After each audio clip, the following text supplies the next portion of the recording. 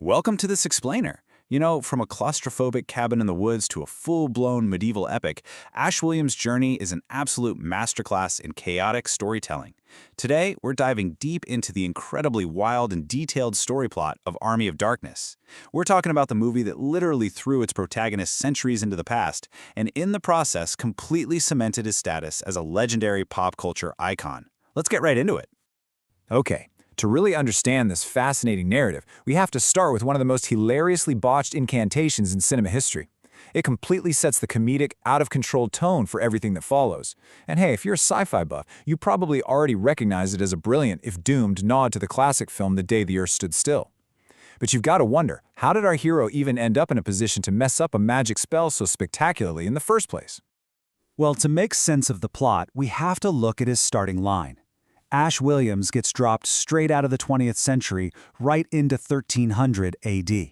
And he instantly finds himself in this brutal, deeply hostile environment.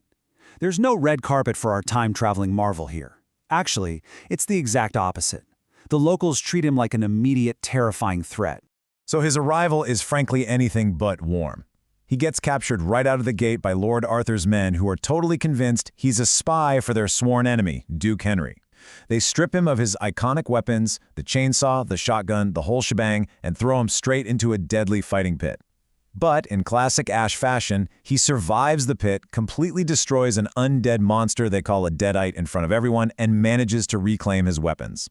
Like flipping a switch, he goes from suspected spy to celebrated hero in an instant, and even manages to catch the eye of a local woman named Sheila.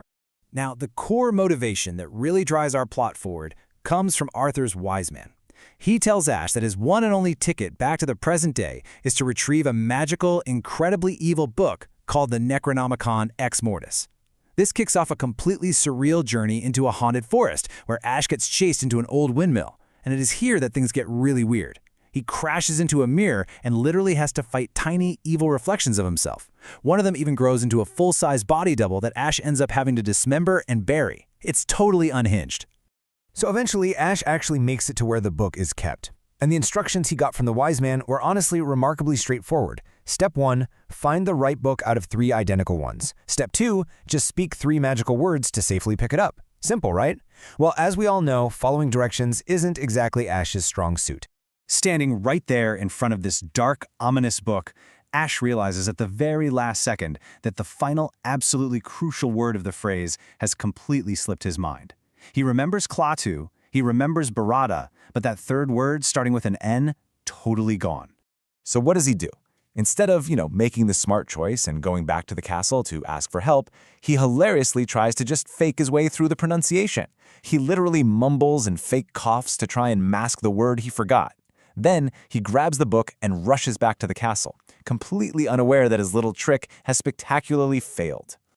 And the fallout is massive. That one simple memory lapse sparks a literal apocalypse. Remember that body double he buried earlier? Well, it rises from the grave as Evil Ash and unites the dead into the titular Army of Darkness. And to make matters so much worse, Sheila is abducted and corrupted into a Deadite herself. So now Ash is forced to actually take responsibility, stepping up to lead the heavily outnumbered humans into an all-out war against the undead. Now, before we get to the massive climax of this plot, let's pivot for just a second. It's really worth noting the intense, real-world production conditions that took place over 100 days. Because honestly, filming this movie was almost as much of a battle as the one happening in the script. The absolute dedication of this crew was just staggering. They were shooting out in the Mojave Desert, which meant absolutely boiling days followed by freezing cold nights. And because Ash was fighting these stop-motion skeletons that obviously weren't actually there on set, Bruce Campbell had to memorize these incredibly complex number systems just for his choreography. We're talking up to 37 takes for a single shot. At one point, he even cut his face for real on a piece of armor, and the plastic surgeon stitches were literally just blended right into his artificial makeup. Oh, and when a crane collapsed into a gravel pit, they just improvised and reused footage of Ash's car falling from the sky straight out of 1986's Evil Dead 2. All right, returning to the story, Ash finally steps up as a real leader for the grand climax. Staring down this massive undead horde, he decides to use a rather unconventional source of tactical knowledge to fight back. Instead of relying on standard medieval swords and shields, Ash raids the trunk of his 1973 Oldsmobile Delta 88. He literally uses modern chemistry and engineering textbooks to build a defense. With this tech-savvy prep work, he manages to bridge the bitter political gap between Lord Arthur and Duke Henry to bring in some desperately needed reinforcements. Ultimately, Ash secures this massive victory for humanity. He blows his evil counterpart to pieces, saves Sheila, and finally earns that magic potion from the wise man so he can go home. But wait, let's look at the technical achievement of that battle real quick.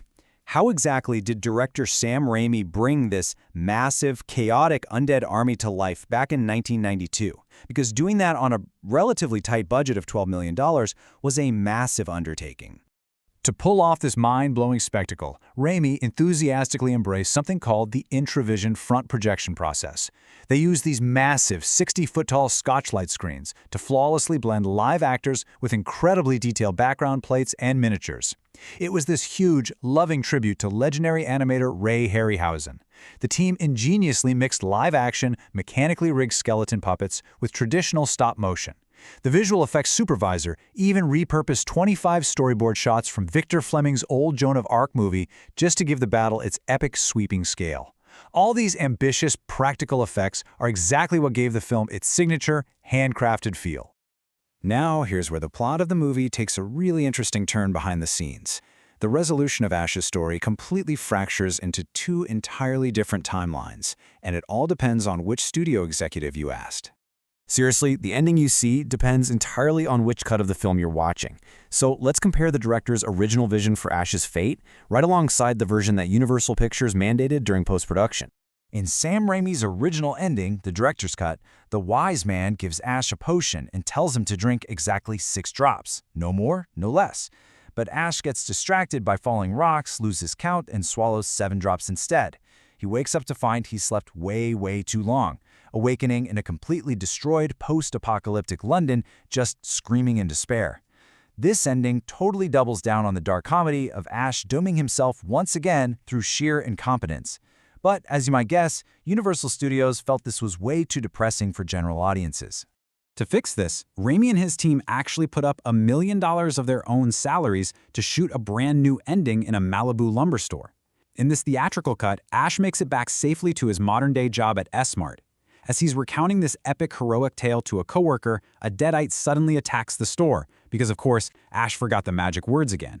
He dispatches it with the Winchester rifle, passionately kisses his coworker, and delivers his iconic "Hail to the King, baby" line. It's a complete 180 that perfectly captures the studio's desire for a traditional upbeat action hero resolution. Sam Raimi actually noted later on that he kind of liked having 2 endings. You get one where Ash is totally screwed, and another where he's this cheesy hero. As for which ending is superior, well, we'll leave that entirely up to you. But the fact that both exist perfectly encapsulates that classic push and pull between indie horror sensibilities and major Hollywood studio demands.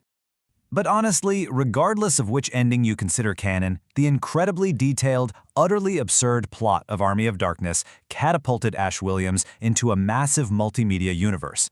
He went from just a guy trying to survive a creepy cabin to a true, undeniable cultural icon. This legacy just rapidly evolved into an ongoing phenomenon over the decades. After the 1992 theatrical release, the story picked right back up in the year 2000 with a series of video game sequels. Then, in 2015, Bruce Campbell actually returned for 3 full seasons of the TV show Ash vs. Evil Dead, which eventually integrated the wild events of his medieval adventure. And fast forward to 2022, a massively successful multiplayer game brought the whole franchise to modern consoles. And the plot spun out into an expansive comic book universe too.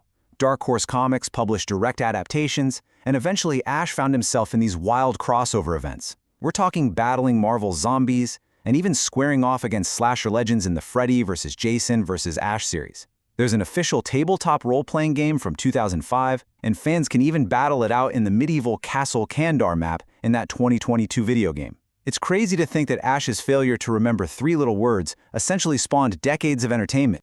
So whether you're a film history buff intrigued by complex practical effects, or you just love watching a chainsaw-wielding hero take on an army of skeletons, the detailed plot of Army of Darkness remains a legendary slice of cinema. It's absolute proof that a story doesn't have to take itself seriously to achieve immortality. But it does leave us with one final provocative question.